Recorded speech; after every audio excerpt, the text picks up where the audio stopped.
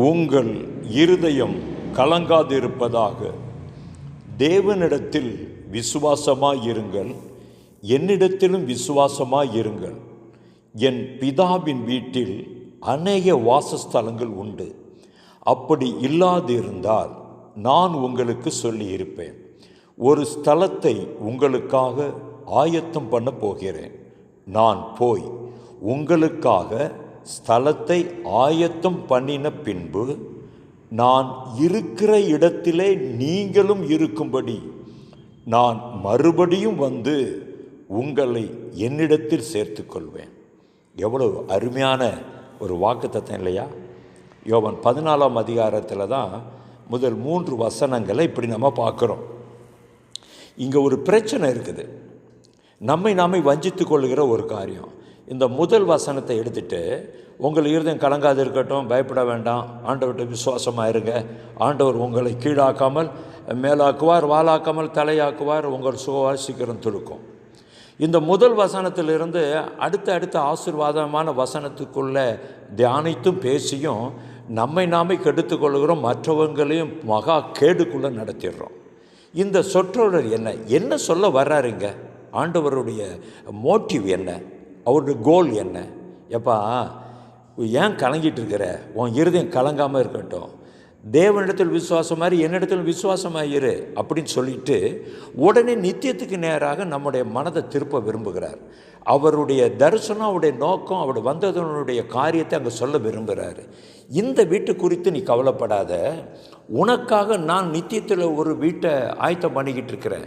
நீ அந்த வீட்டுக்குள்ளே பிரவேசிக்கிறது குறித்து நீ பிரயாசப்படு, கவலைப்படு, அதற்காக முயற்சியில் நீ தீவிரமாக செயல்படு. நான் இந்த வீட்டை நான் பொறுப்பெடுப்பேன். இப்போது நீ இருக்கிற இந்த குடியிருப்பில், இந்த கூடாரத்தில் என்னுடைய ஆசீர்வாதம் வரும், அதில் மாற்று கருத்து இல்லை.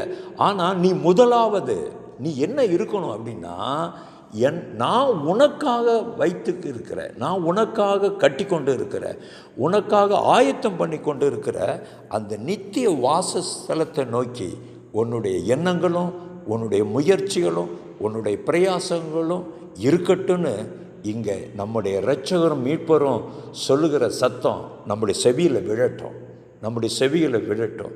ஏதாவது ஒரு வசனத்தை எடுத்து இன்னொரு வசனத்தோட கோத்து அதுக்கு நம்ம ஒன்று சொல்லுவோம், ஜோடி இல்லாமல் போவது தேடு வாசிங்கள். நல்லது தான், அது தவறு இல்லை. ஆனால் அவர் சொல்ல வருகிற முழு கருத்தையும் நாம் புரிந்து கொள்ளாமல் இப்படி நம்மை நாமே வஞ்சித்து கொண்டு எத்தனை நாளைக்கு நம்ம வாழ போகிறோம்? முதலாவது தேவனிடத்தில் விசுவாசம், அவரிடத்தில் விசுவாசம் வைத்திருப்பதனுடைய முதல் விஷயமே நித்தியத்தில் எனக்கு ஒரு வீட்டு உண்டு, நித்தியத்தில் நான் கட்டுறதில்லை, அவர் எனக்காக கட்டி கொண்டு இருக்கிறார்.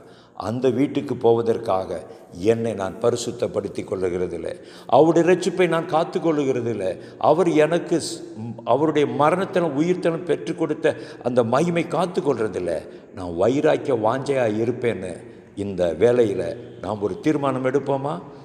அந்த நித்திய வீட்டுக்காக, நமக்காக ஆயத்தப்படுத்தப்பட்டிருக்கிற நித்திய வீட்டை குறித்து நாம் கரிசனையோடு கூட இருப்போம். அதற்காக பரிசுத்தத்தை காத்துக்கொள்ள முயற்சி எடுப்போம். பாவத்தை கொலை செய்கிற கொலைகாரர்களாய் மாறுவோம், பரிசுத்தத்தில் வைராக்கியம் பாராட்டவர்களாய் மாறுவோம். இப்பொழுது அநித்திய வீட்டை அவர் பொறுப்பெடுப்பார். இது நிச்சயம், இது சத்தியம். கர்த்தர் நம்மோடு இருக்கிறார். மாரநாதா.